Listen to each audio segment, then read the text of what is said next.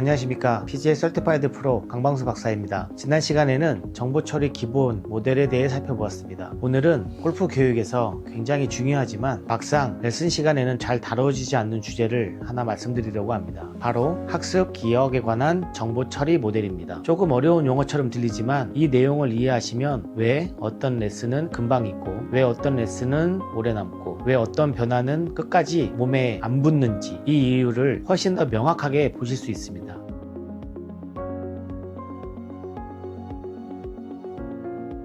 이 모델은 아킨스와 스프린이라는 학자에 의해 제시된 고전적인 기억 모델을 골프 기술 학습에 적용한 것이라고 보시면 됩니다. 이 모델에는 크게 3단계로 나눠지는데요. 그 3단계 이후에 망각과 인출 그리고 피드백까지의 흐름으로 이해하시면 됩니다. 자세하게는 단기 감각 단계, 두 번째는 단기 기억 단계, 세 번째는 장기 기억 단계입니다. 그리고 그 이후에 장기 기억에서의 망각, 그리고 그 이후에 기억과 인출, 피드백까지 이어지도록 하겠습니다. 하나씩 골프 레슨 상황에 연결해서 살펴보도록 하겠습니다. 가장 먼저 살필 것이 단기 감각 단계입니다. 골프 지도자가 새로운 기술을 설명하고 시범을 보일 때를 떠올려 보시기 바랍니다. 지도자의 말, 스윙 모션, 셋업 자세, 클럽의 궤도, 임팩트 순간의 소리, 이 모든 것들이 학습자의 눈과 귀를 통해 그리고 몸의 감각을 통해 들어오게 됩니다. 이때 들어오는 정보들이 가장 처음 도착하는 곳이 뇌의 1차 감각 투사 영역입니다. 여기가 바로 단기 감각 단계입니다. 이 단계의 특징은 두 가지가 있습니다. 하나는 한 번에 굉장히 많은 양의 정보를 받아들일 수 있다는 점입니다. 하지만 다른 하나는 그 정보가 머무르는 시간이 매우 짧다는 점입니다. 보통은 2-3초 이내입니다. 얼마나 오래 자극이 주어지는지 그리고 어떤 감각인지, 감각의 종류가 시각인지 청각인지 촉각 등인지에 따라 조금씩 차이는 있지만 어쨌든 이 감각 단계에 들어온 정보는 아무 처리 없이 그대로 두면 곧 완전히 사라져 버립니다.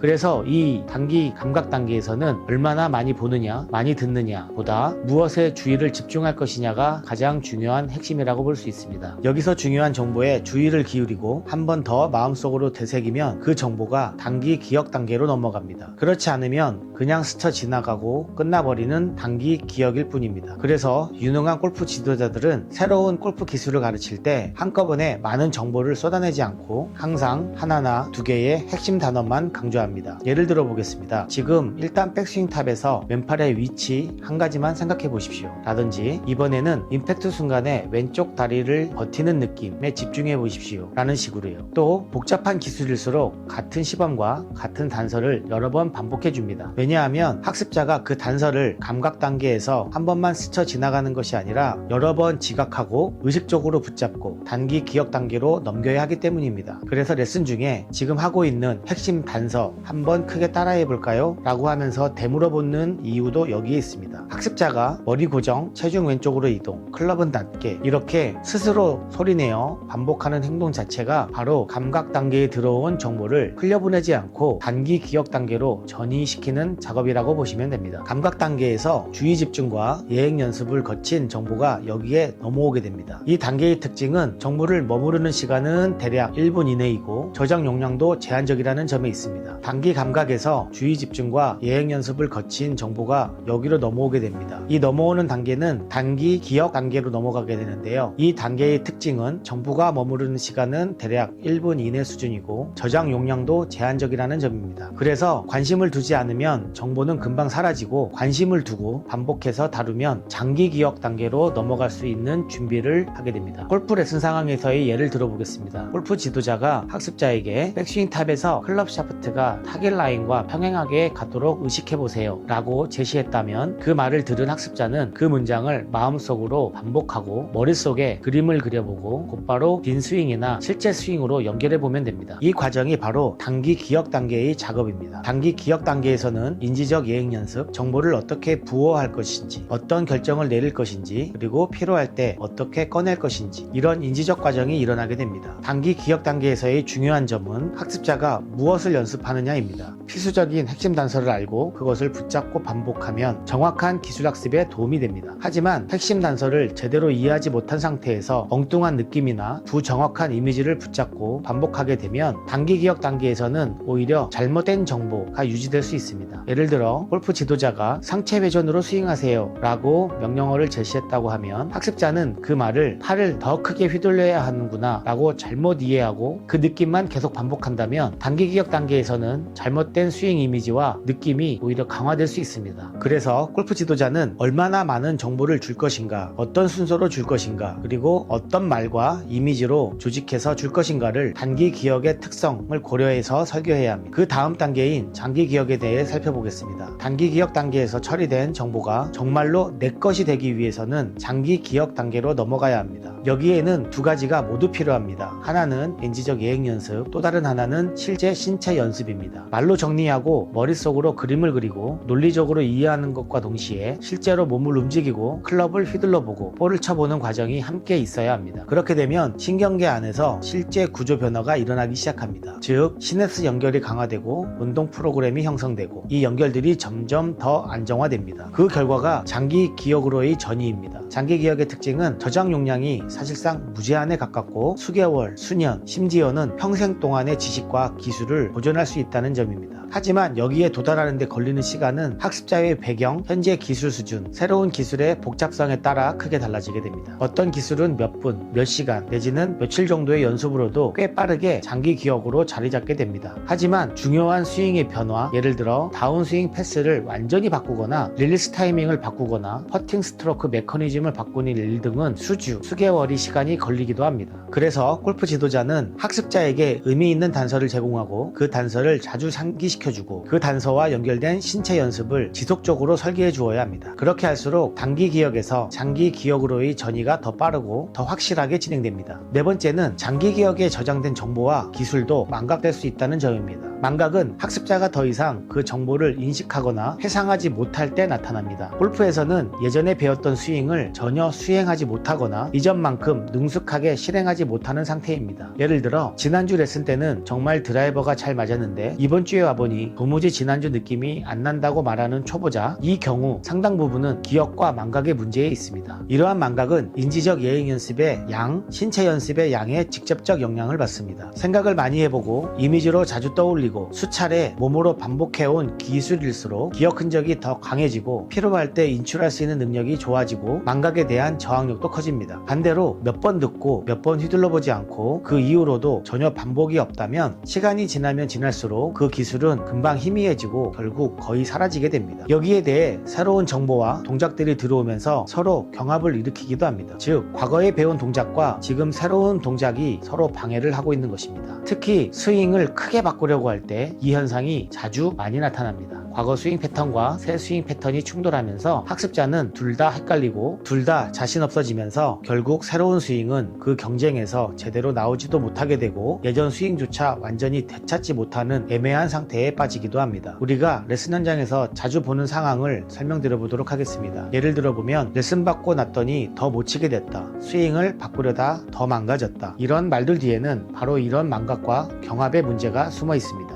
그래서 골프 지도자는 연습과 훈련을 흥미롭고 지속 가능하게 설계해서 연습량 자체를 확보해 줘야 합니다. 학습자에게 결국은 많이 생각해보고 많이 해보는 것 말고는 장기 기억으로 가는 길이 없다 라는 점을 분명하게 인식시켜 줄 필요가 있습니다. 다섯 번째로 기억의 인출과 피드백에 관한 사항을 살펴보겠습니다. 학습된 골프 기술이 실제로 수행될 때 그 기술에 대한 기억 흔적, 운동 프로그램은 단기 기억 안에 작업 기억을 통해 장기 기억에서 꺼내져 운동 신경계로 전달됩니다. 그리고 그 운동 프로그램이 근육에 명령을 내리고 실제 스윙 동작이 만들어지게 됩니다. 이때 골프샷이 수행되면 다시 피드백이 발생하게 되고 볼의 비행, 타구감, 타구에 대한 소리, 몸의 균형과 리듬, 이 모든 피드백은 다시 감각 단계에서 감지되고 그중 중요한 정보만 선택적으로 주의를 받아 단기 기억 단계로 전달되게 됩니다. 그리고 이 피드백은 지금 수행이 얼마나 정확했는지, 어디를 어떻게 수정해야 하는지를 알려주는 기준이 됩니다. 그리고 학습자의 동기에도 굉장히 큰 영향을 미치는 요인입니다. 좋은 피드백, 즉 좋은 샷, 좋은 느낌이 반복되면 학습자는 그 기술을 더 연습하고 싶고 그 상태를 유지하고 싶어 합니다. 하지만 제대로 된 피드백이 없이 무슨 샷이 나와도 그냥 넘어가 버리면 학습자는 무엇을 기준으로 자기 스윙을 평가할지